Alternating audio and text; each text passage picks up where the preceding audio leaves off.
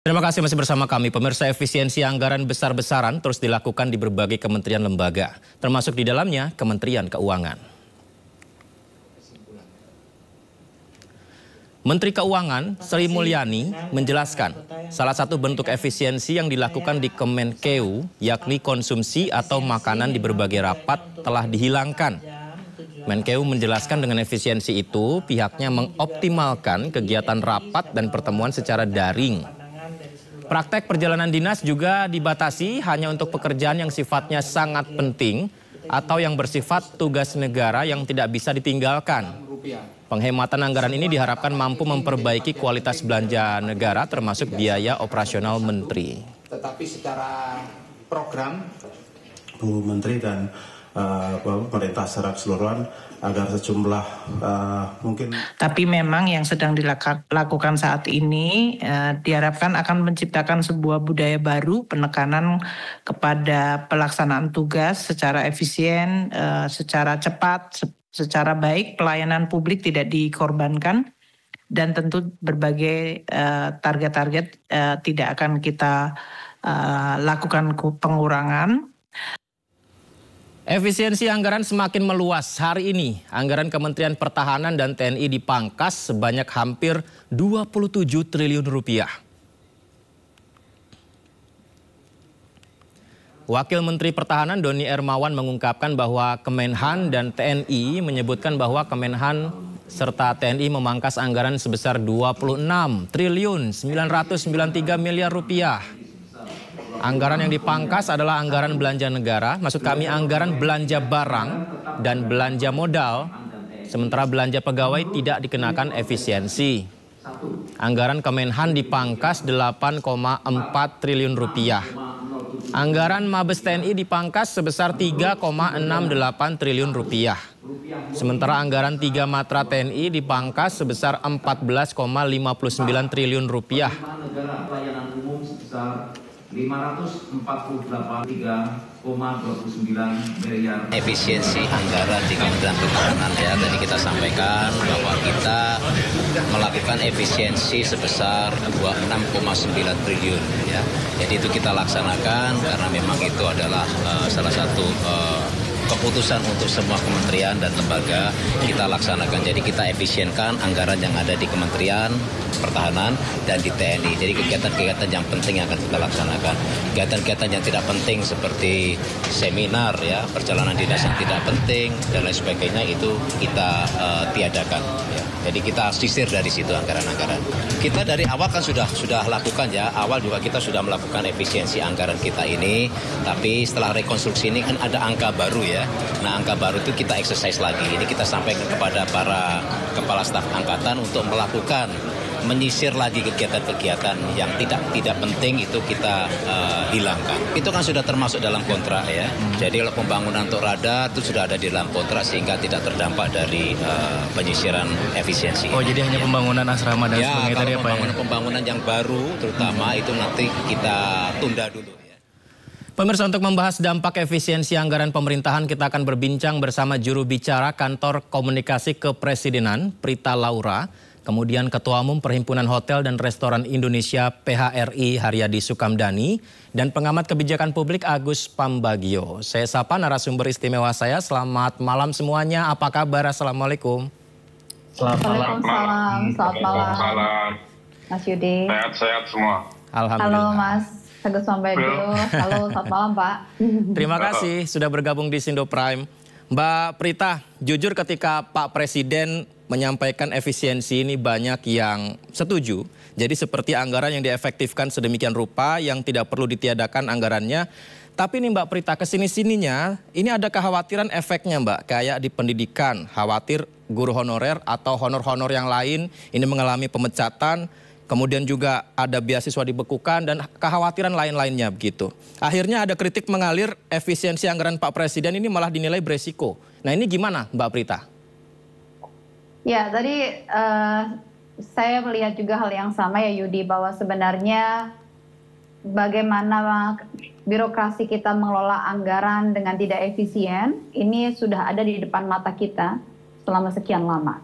Sehingga kemudian banyak juga pihak yang mendukung langkah-langkah efisiensi yang dilakukan. Kebijakan efisiensi didukung. Pesan dari Presiden sangat jelas. Dari 4 mata anggaran yang kemudian diefisiensikan, ini adalah hanya belanja modal dan belanja barang dan jasa. Belanja pegawai tidak, pelayanan publik tidak. Itu jelas arahan Presiden. Saat ini semua sedang berproses. Dan kalau kita melihat, sebenarnya besaran APBN kita tuh 3.600 triliun. Target efisiensi ada 306 triliun. Jadi kalau kita lihat efisiensinya sangat kecil. Tidak sampai 10%, hanya 8,5%. Tapi kenapa begitu ribut? Karena ini bicara soal perubahan. Bagaimana ini proses mengubah kebiasaan dan juga sedang berproses juga bagaimana menyisir, bagaimana kemudian birokrasi kita melihat anggaran-anggaran yang diperlukan dan tidak, mana yang lemak dan mana yang otot, mana yang dipangkas, dan kemudian juga bagaimana membuat kreativitas-kreativitas dari anggaran yang tersedia. Ini semua sedang berproses dan kita tahu bahwa proses dialog juga dilakukan, di mana kita melihat apa yang terjadi di RDP saat ini. Dan saat ini saya mau ingatkan kembali bahwa prosesnya belum selesai. Bahwa saat ini kalau kita melihat film seri ini, film seri yang isinya 10 seri ini mungkin baru seri ke-6. Jadi masih belum bersambung sampai kepada akhirnya. Nah, namun ini film-film masa-masa seri yang ramai untuk diperbincangkan. Karena apa? Tentu ada banyak penyesuaian-penyesuaian yang kemudian akan disampaikan kepada DPR. Tentunya ketika kementerian lembaga berhadapan dengan DPR dan bicara soal anggaran pasti akan menyampaikan butuh ini, butuh ini, butuh ini. Setiap tahun kemudian mungkin juga Yudi juga sering juga berada di DPR mendengarkan mungkin ketika liputan ya untuk RDP. Betul. Emang begitu kan bentuk komunikasinya adalah kami membutuhkan ini jika tidak kemudian diberikan anggaran akan menjadi begini. Memang demikian prosesnya. Namun yang jelas ruang dialog itu ada, bahkan PIC diberikan kepada masing-masing kementerian lembaga untuk membantu menyisir, membantu melihat mana yang lemak dan memastikan lemak yang terpotong dan bukan otot yang terpotong untuk kemudian tetap memberikan pelayanan publik. Baik, Mbak Prita, ada salah satu yang juga disampaikan Pak Presiden ya, salah satu menarik mengenai efisiensi FGD. Ini ketika kemarin dalam pidatonya. Nah, saya mungkin ke terlebih dahulu mengenai FGD ini kepada Pak Haryadi. Pak Haryadi, apakah okupansi hotel ini mulai terasa ada efeknya Pak ketika misalkan ada kebijakan tidak boleh lagi keluar kota untuk kebutuhan yang tidak terlalu mendesak? Ya, sudah terasa Mas. Jadi sebetulnya dari akhir tahun lalu juga sudah mulai terasa. Jadi kalau akhir tahun lalu itu terjadinya pembatalan. Nah kalau di Januari ini sampai di Februari yang sehari ini, itu memang tidak ada sama sekali bookingan. Dan perlu diketahui bahwa pasar pemerintah ini untuk jasa akomodasi itu kurang lebih sekitar 40%, Mas.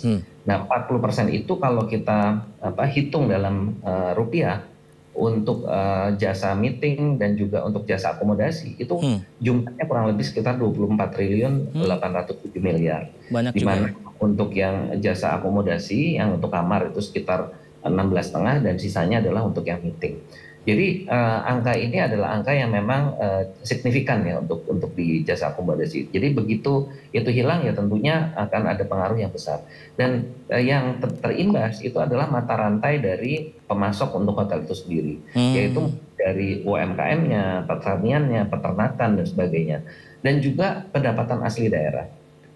Di bidang sektor jasa akomodasi dan juga restoran itu kita menyumbang di 5 besar, hampir semua daerah itu kita 5 besar, bahkan ada yang 3 besar.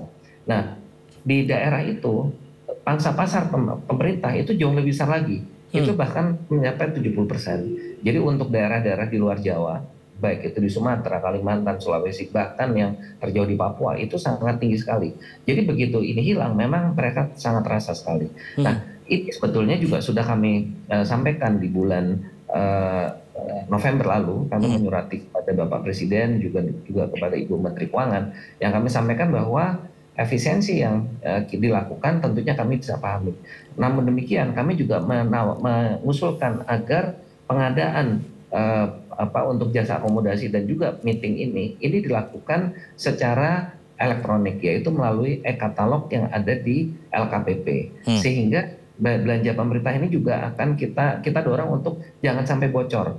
Bocor itu marketnya macam-macam Mas ya, tapi intinya pemerintah bisa mendapatkan harga yang memang apa adanya, artinya memang real price, dan juga dari sisi data yang yang ada di dalam e-katalog itu, e-katalog versi 6 itu juga akan bisa membantu pemerintah untuk memonitor apa-apa saja kegiatan yang terkait dengan jasa akomodasi dan juga meeting itu bisa baik. Nah, ini yang juga perlu diketahui bahwa pemotongan anggaran ini juga lepas daripada program pemerintah yang katanya FGD dan sebagainya. Ini kan juga pelayanan publik. Ini juga kita tidak tahu persis ya nanti tidak adanya koordinasi yang dilakukan. Itu juga akan berdampak juga akan negatif gitu Mas. Terima kasih. Pak Haryadi, pertanyaan saya berikutnya ini amit-amit ya. Kalau misalnya ini terus diadakan efisiensi seperti ini, apakah efek yang terburuknya adalah ada pemecatan,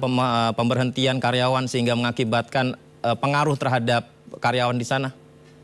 Ya pastinya seperti itu Mas. Karena kalau tamunya berkurang kan pasti kapasitasnya kita turunkan. Pasti kita tidak mungkin masa kamar misalnya let's say dengan 200 kamar ya. Masa kita kalau okupansinya hanya sekitar 50% atau kurang, kan nggak mungkin kita memperkerjakan orang dengan kapasitas penuh gitu Mas. Pasti kita akan kurangan. Dan itu kalau ditanya berapa pengurangannya, ya kurang lebih kira-kira sekitar 40%. 40%. Itu sudah terjadi kah? Menuju ke sana kan. Ini sekarang kan dilihat Mas ya. Ini bulan Februari udah nggak ada. Maret kita ketemu Ramadan. Udah pasti akan terjadi gitu. Karena okupansinya akan sangat rendah sekali. Dan itu satu hal yang alamiah ya. Ya nggak mungkin masa orang mau bekerja dengan tidak menyesuaikan profil dari pendapatannya, kan tidak mungkin seperti itu. Baik, nanti saya akan ke Mbak Prita ya supaya ini juga ada solusi dari pemerintah. Tapi mungkin ke Pak Agus terlebih dahulu supaya berimbang dialog ini. Pak Agus, seperti apa Anda melihat dari kebijakan Presiden, pemerintah, efektivitas agar anggaran digunakan dengan maksimal, tapi ternyata mata rantainya ini tidak sesederhana itu ketika diterapkan, Pak? Iya, betul sekali. Dan sekarang kan pemotongan itu ada di level menengah bawah. Maksud saya gini, di menengah bawah itu akan banyak honorer dan sebagainya yang akan dirumahkan. Sementara di atas itu komposisi dari kementerian dan lembaga serta wamen dan wakil kepala dan juga staf ahli dan sebagainya itu banyak sekali. Kenapa itu tidak dikurangi? Nah, karena kan ada menteri, ada wakil menteri, ada sekjen, ada dirjen atau deputi. Itu banyak gitu loh. Kalau semuanya sudah dikurangi, apa mereka masih sesibuk itu kerjanya? Harusnya mereka juga dikurangi supaya adil saja. Karena kalau tidak, sekarang itu level menengah bawah yang kena. Ya kan mereka tidak melakukan FGD dan sebagainya. Yang suruh di working from home atau anywhere itu kan pakai pulsa. Apakah diganti pulsanya? Itu hal-hal simpel gitu yang menurut saya ada ketidakadilan dari struktur penghematan ini dari pemerintah. Jadi yang lebih baik dikurangin bagian yang mananya, Pak? Ya sama-sama, supaya sama-sama kan, artinya kan untuk gaji staf ahli, menteri, staf khusus, wakil menteri yang begitu banyak, itu kan costly juga. Semuanya setara dengan menteri misalnya, atau setara dengan eselon 1, kan besar itu operasionalnya. Tidak saja gaji, tapi operasionalnya, kendaraannya, sopirnya, tetot pengawalnya, dan sebagainya, itu dikurangi supaya ada keadilan buat masyarakat yang honorer tadi atau hotel-hotel tempat pasai atau restoran dan sebagainya. Karena daya beli turun, itu sudah praktis akan sepi. Karena hitungan saya Mas Ai bukan cuma 45, itu 60% dari hotel-hotel itu bergantung pada APBN. Ketika APBN-nya stop atau dikurangi, waduh, itu pasti ada pengurangan kan di hotel-hotel itu tidak semuanya pegawai tetap. Paling HOD-nya plus manajer atau supervisor, tapi kan ada yang anak kerja praktek dan sebagainya, itu praktis akan hilang. Nah, padahal mereka punya enggak cuma misalnya 100-200 ribu per hari, tapi mereka punya penghasilan. Nah, itu yang kepotong. Gitu. Termasukkah perampingan kabinet, Pak Agus? Iya, tadi saya masuk itu selain perampingan kabinet kan juga pengurangan staf khusus itu pengurangan banyak sekali staf. loh. Oke. Iya, ada Deddy Corbuzier itu diangkat jadi buat apa ya? Saya nggak ngerti itu. Maksud saya hal semacam itu yang tidak perlu ya jangan kan itu penambahan kos. Dulu saya 10 tahun dari staf khususnya menteri, saya nggak digaji, nggak apa-apa. Nah, apakah mereka juga tidak digaji? Ya jangan digaji menurut saya sih. Mau nggak gitu? Dan fasilitasnya banyak loh, di surat pengangkatannya fasilitasnya setara dengan eselon 1 misalnya. Naik pesawat bisnis kelas. Jadi apakah sekarang juga menteri dan itu dihilangkan tidak boleh naik bisnis kelas? Garuda setengah mati itu nanti. Pelita Air setengah mati. Lion Group setengah mati. Nah, itu semua perlu dipikirkan menurut saya. Jadi supaya imbang, dari bawah ditekan, dari atas ditekan. Baik. Mbak Prita, tidak ada pertanyaan pengantar saya karena sudah disampaikan lengkap oleh Pak Haryadi dan juga Pak Agus. Tanggapannya Mbak Prita. Iya, baik. Saya menyampaikan bahwa sebenarnya acara-acara di hotel itu tidak sepenuhnya dihilangkan. Masih diperbolehkan sesuai dengan tusinya masing-masing.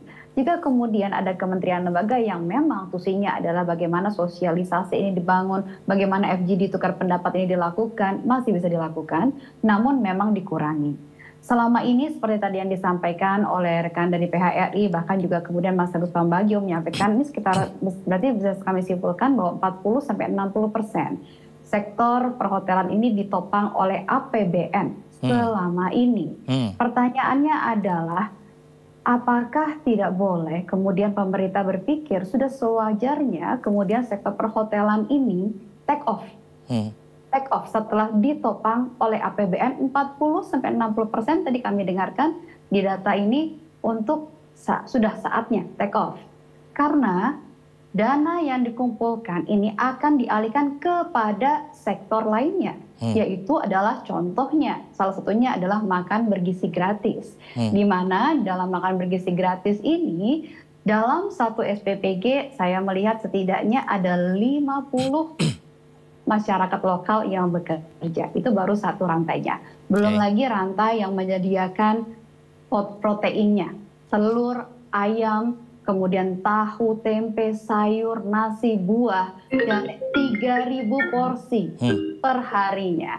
Kemudian tambah lagi ada rantai juga kemudian bagaimana mengantarkannya. Sampai kemudian permasalahan pengelolaan sampahnya. Ini kan sebuah rantai baru, rantai ekonomi baru yang diperkirakan akan membantu pertumbuhan ekonomi masyarakat lokal.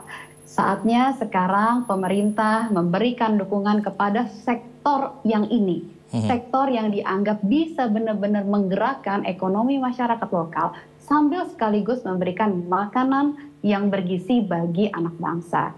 Nah, tadi terkait dengan PHK, kami ingin tahu sebenarnya PHK yang dimaksud di sini yang mana. Karena kalau kami cek begitu ya di TVRI dan RRI tidak dilakukan.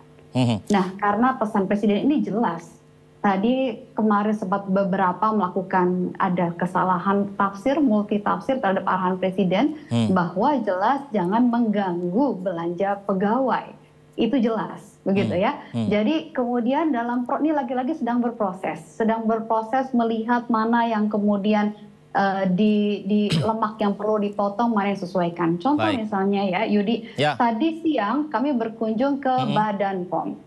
Dan di sana Badan POM kami melihat bagaimana Badan POM melakukan penyesuaian sedemikian rupa, membangun, memanfaatkan teknologi sedemikian rupa untuk memantau, dan kemudian juga melakukan bagaimana pemeriksaan itu dilakukan di manage sedemikian rupa agar kemudian bisa mendapatkan efisiensi. Inovasi-inovasi dan kata-kata seperti ini diperlukan oleh Kementerian Lembaga untuk melakukannya. Baik, Mbak Prita, mumpung saya masih ingat karena ada Pak Haryadi juga di sini, Mbak Prita ya. Pak Haryadi tadi disampaikan oleh Mbak Prita, sudah saatnya take off, tidak lagi terlalu mengandalkan pemerintah atau APBN untuk membiayai kebutuhan dari perhotelan. Sudah siapkah Pak Haryadi? Sekarang kita ceritanya panjang nih Mbak Prita nih, kalau kita bicara gitu kan sama aja kurang lebih kita di challenge gitu ya. Oke deh, gini saya mesti jelaskan. Alternatifnya kalau nggak dari pasar pemerintah apa, kan mesti carikan demand-nya kan. Nggak mungkin juga tuh orang bangun hotel kalau nggak ada demand-nya. Ya kan, demand-nya selama ini yang muncul ada dari pemerintah. Tetapi demand yang jauh lebih besar tuh ada, yaitu yang namanya wisatawan mancanegara. Nah, kita lihat sekarang, apakah pemerintah juga serius untuk mendorong pariwisata ini? Ya, ini juga PR juga. di pemerintahan Jokowi di awal itu diberikan bebas visa 167 negara, lalu dikoreksi dan sekarang alhamdulillah yang diberikan hanya ASEAN. Boleh dibilang itu kita sangat-sangat jauh tertinggal. Hanya 11 negara ASEAN ditambah beberapa negara.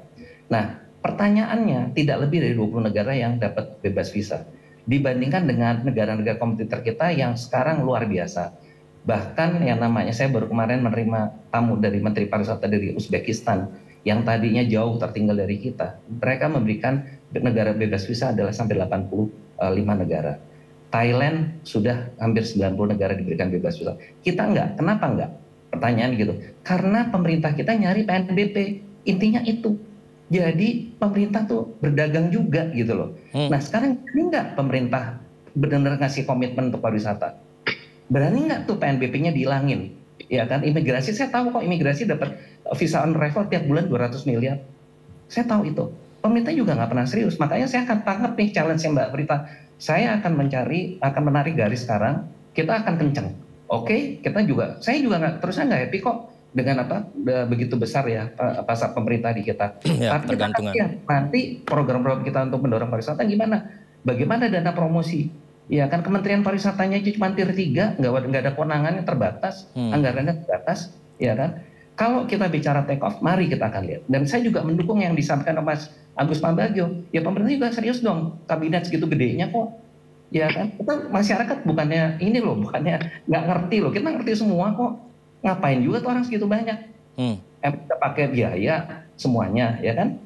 Nah, kita lihat sama-sama. Baik. Dan tadi masalah urusan PHK ini, kalau yang tadi mesti saya luruskan, PHK ini adalah di internal kami gitu loh. Semua adalah mengikuti dari situasi profil usahanya. Kalau dia menurun ya pasti dia akan lakukan koreksi. Tapi satu hal yang saya ingin tegaskan bahwa kami menyatakan akan mendorong pertumbuhan pariwisata ini dengan sungguh-sungguh. Baik. Kalau kalian nanti tidak ada dukungan, ya kita akan berseberangan gitu, intinya gitu. Karena kami juga, ini kita juga niatnya juga baik kok untuk majukan. Tapi kalau tadi ya contoh kecil aja deh, berani nggak tuh bebas visanya dikembaliin lagi, PNBP-nya imigrasi dihilangkan. Bebas visanya dikembalikan kembali. Baik Pak Haryadi, kita tahan dulu ya rekan-rekan sekalian, kita simak informasi berikut ini. Di balik langkah efisiensi anggaran, Presiden menyebut ada raja kecil yang ingin melawannya. Kita simak dulu pernyataan Presiden ini, pemirsa. Saya ingin pengeluaran-pengeluaran yang tidak perlu, pengeluaran-pengeluaran yang mubazir, pengeluaran-pengeluaran yang alasan untuk nyolong, saya ingin dihentikan, dibersihkan.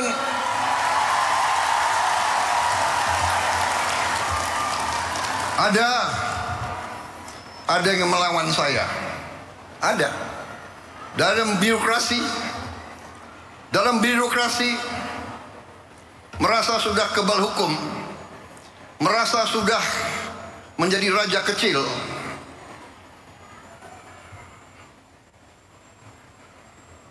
Ada. Saya mau menghemat uang itu untuk rakyat, untuk memberi makan untuk anak-anak rakyat. Saya ingin memperbaiki semua sekolah Indonesia.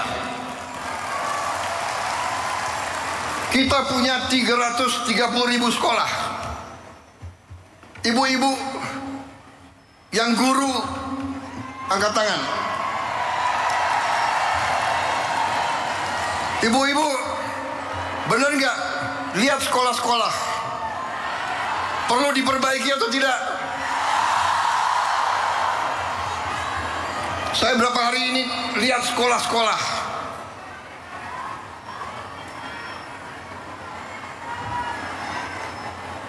Kita punya 330.000 sekolah. Anggaran untuk perbaikan sekolah hanya cukup untuk memperbaiki mungkin 20.000 sekolah. Berapa tahun kita mau selesaikan 330.000 sekolah? Karena itu perjalanan dinas perjalanan ke luar negeri dikurangi. Baik, kita lanjutkan dialog kita. Pak Agus, selain sektor perhotelan dan tadi yang disampaikan Pak Haryadi, apakah efisiensi ini juga bisa menjadi saatnya sektor lain untuk tidak terlalu ketergantungan dengan APBN, Pak Agus? Ya, bisa saja asal regulasinya dan kebijakannya secara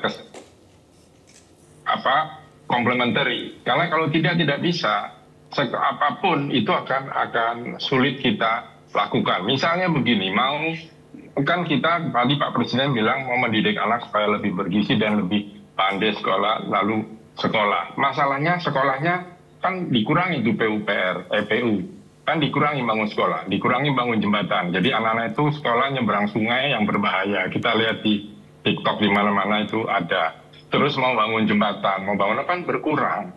Nah di sini yang maksud saya, kenapa yang atas juga harus dikurangi? Toh tidak ada urgensi juga, ada menteri, ada 3 wakil menteri, misalnya ada jajaran eselon 1, 2, plus segala macam staf khusus, staf apalah yang kalau memang dia sesuai pengetahuannya untuk menunjang itu tidak apa-apa. Tapi kebanyakan kan tidak begitu. Dan itu kami yang di masyarakat heran, kenapa ya dia jadi staf sus, memang ahlinya apa? Gitu. Oh saya nggak, Anda kan nggak tahu kalian. Iya, tetapi itu kebanyakan lah. Nanti dirjen, sekjen, irjen dan sebagainya tidak bekerja, itu loh. Jadi kalau mau mengurangi iya, tapi untuk mengurangi ketergantungan pada APBN, pemerintah tidak menyiapkan peraturannya yang kondusif. Salah satunya di hotel dan turisme itu, betul Mas Ayu tadi sampaikan. Di sektor lain juga banyak kita mau mengurangi, tapi memang sekarang dengan gebrakan Pak Presiden ini akan mengurangi korupsi seharusnya. Karena proyek-proyek APBN hampir yang besar-besar tidak ada. Jadi di situ tidak ada hengki-pengki. Kita lihat saja bagaimana hasilnya. Baik, Mbak Prita, sebagai catatan tadi kita sudah simak apa yang disampaikan Pak Haryadi. Apakah regulasi dan kebijakan pemerintah ini sudah siap ketika efisiensi dilakukan dan agar mendorong tidak lagi ketergantungan dengan APBN? Dijawab setelah jeda ya Mbak Prita dan rekan-rekan sekalian. Kita jeda terlebih dahulu, pemirsa tetap di Sindo Prime. Terima kasih masih bersama kami di Sindo Prime. Pemirsa, kita kembali lanjutkan dialog kita. Mbak Prita, setuju dengan yang disampaikan Pak Presiden, penghematan untuk digunakan kebutuhan lainnya, tapi kalau saatnya kemandirian untuk sejumlah sektor yang kadung bekerja sama dengan pemerintah, apakah regulasi dan kebijakan pemerintah juga sudah siap? Contohnya tadi yang disampaikan Pak Haryadi tentang visa misalnya untuk perhotelan, apakah sudah maksimal? Iya, kalau terkait visa dan perhotelan tampaknya akan disampaikan tugas dari kementerian lain ya untuk Kementerian Teknis untuk menjelaskan hal ini. Tapi izinkan saya mengklarifikasi terlebih dahulu ya Mas Yudi terkait dengan infrastruktur. Jadi infrastruktur ini saat ini posisinya dibintangi di hold, dalam arti sedang disisir mana yang prioritas atau tidak. Bukan berarti kemudian tadi yang disampaikan hal-hal seperti pembangunan jembatan yang diperlukan oleh anak-anak ini hilang. Karena ini sedang dalam proses penyisiran. Untuk kemudian melihat mana yang prioritas dilakukan, mana yang tidak. Jadi pada intinya pesan Presiden jelas bahwa hal infrastruktur strategis yang berkaitan dengan hajat hidup orang banyak dan menopang kehidupan masyarakat tetap jalan. Contoh misalnya adalah bagaimana irigasi yang sudah pastinya akan kemudian diteruskan. Juga bagaimana membangun untuk sebagai infrastruktur pendukung hilirisasi. Hal tersebut tetap jalan. Nah, yang perlu ditekankan di sini adalah bagaimana proses efisiensi anggaran dilakukan. Jadi di sini Kementerian Sekretariat Negara bersama juga dengan Kemenkeu melakukan sampai kepada mata anggaran ke-9 begitu ya. Sampai ke-9 ini hingga satuan ke-9 artinya cukup detail dilihat sampai kemudian bisa melihat bahwa ada anggaran ATK sebesar 40 triliun dan ditemukan bahwa di masing-masing program ada ATK-nya. Apakah memang betul penganggaran seperti itu? Ketika setiap program ini ada alat tulis yang dianggarkan cukup besar. Apakah ini langsung sekali pakai langsung kemudian habis? Bukan begitu kan cara untuk kemudian kita mengelola keuangan negara. Hal-hal inilah yang ingin disisir sedemikian rupa. Lagi-lagi kami menyampaikan bahwa besarannya hanya 8,5% saja dari seluruh APBN kita. Jadi artinya hanya kurang dari 10% saja.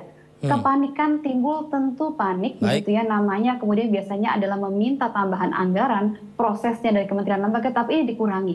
Kepanikan tentu terjadi, namun ruang dialog, ruang asistensi, ruang kreativitas Baik, Mbak masih Prita. terbuka untuk Baik. kementerian lembaga melakukan hal tersebut. Baik, Mbak Prita, izin kita dengarkan terlebih dahulu Pak Agus. Nampaknya sebelum akan lebih dulu tidak bergabung lagi di diskusi ini, ada yang disampaikan Pak Agus, tanggapannya mungkin Pak Agus. Ya, saya menanggapi itu semua yang kita bahas itu adalah berdasarkan penjelasan dari Kementerian Keuangan. Menteri Keuangan menyampaikan hal itu dan juga para menteri teknis sudah menyampaikan. Memang sekarang sampai tanggal 14, berarti besok ya, itu sedang dibahas. Nah, ada beberapa perubahan tapi kecil. Nah, menurut saya kembali lagi mohon ketika membahas itu tadi yang dikurangi dari bawah dan ke atas harus imbang. Buat apa kita perlu banyak orang berkeliaran di istana, tapi sebetulnya tidak jelas apa yang dikerjakannya dan juga asal usulnya seperti apa. Ini yang harus kita pahami supaya nanti tidak menjadi gunjingan-gunjingan yang menurut saya akan melelahkan. Misalnya, kenapa sih banyak perwira TNI di sana? Kenapa sih banyak orang-orang partai? Nah, gitu loh. Nah, ini yang perlu diwaspadai oleh Pak Presiden supaya program apa yang jalan itu berjalan. Dari hasil monitoring saya untuk makan gratis itu juga berat. Karena sudah banyak yang mati di misalnya kantin-kantin sekolah. Bahkan ada yang sudah bayar untuk piringnya tapi belum dapat makan. Terus juga ada supplier itu belum dibayar. Itu bermacam-macam. Bahkan para peternak didatangi Babinsa. Ini kontak-kontakan saya di daerah begitu. Nah, ini tolong diperhalus supaya jelas bahwa memang makan gratis itu bermanfaat betul, tapi karena biayanya begitu besar, kalau semuanya itu sekitar 500 triliun, ada baiknya yang daerah-daerah tertentu saja disisip, jangan semuanya, kecuali kita punya banyak uang. Karena tidak akan cukup dana efisiensi itu untuk menutup makan gratis bergizi itu. Itu saja. Baik, terima kasih Pak Agus. Ini sepertinya akan... Saya izin duluan ya. Izin duluan tidak di dialog ini. Saya mungkin langsung ke Mbak Prita ya. Mbak Prita, mungkin pertanyaan ini juga menjadi pertanyaan masyarakat yang banyak sekali mempertanyakan. Bukankah kalau misalkan ingin efisien, di istana ini terlalu banyak orangnya? Apakah nggak itu saja yang diefisiensi? Misalnya sekarang ada staf sus yang juga baru diangkat. Itu gimana menjawabnya Mbak Prita? Ya, dari awal pemerintahan dibentuk, Kabinet Merah Putih dibentuk, kami selalu menyampaikan bahwa ini adalah kabinet yang terfokus. Jika kemudian kita punya hal yang dikejar dengan begitu kencang, kita perlu fokus.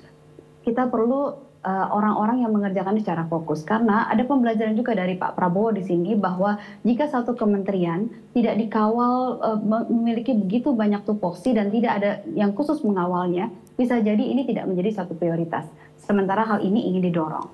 Jadi kabinet yang terfokus ini pada saat awal dikatakan bahwa banyak yang berasumsi bahwa kabinet gemuk akan berimplikasi pada anggaran yang gemuk. Namun kita melihat di sini justru kemudian Pak Prabowo mengambil langkah dengan kabinet yang ada. Ini adalah kabinet terfokus. Terfokus bentuknya, terfokus juga anggarannya.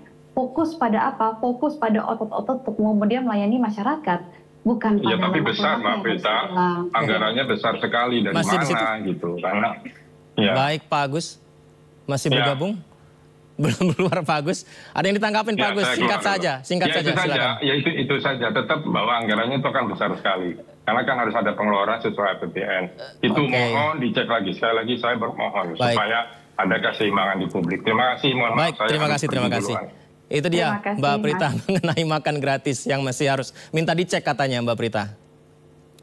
Iya, kalau untuk program makan bergizi gratis, Pak Prabowo ini memang satu program yang memang diutamakan oleh Pak Prabowo karena ini bukan hanya berkaitan dengan mendukung, menjamin sebuah masa depan bangsa kita dengan kualitas sumber daya manusia yang bisa mendorong Indonesia menjadi Indonesia maju 2045, tapi ini juga bicara mengenai bagaimana menggerakkan perekonomian lokal yang melibatkan begitu banyak supplier, dan kemudian di sini pun juga akhirnya kemudian petani, peternak, dan juga pekerja tambak ini seperti memiliki gairah begitu. Kami lihat di daerah-daerah karena mereka melihat ada off-taker yang pasti dari apa yang mereka hasilkan. Ini tentunya menggerakkan perekonomian di lokal yang bahkan Pak Prabowo menyatakan bahwa ini menjadi satu bagian untuk mendorong cita-cita pertumbuhan ekonomi 8% Indonesia.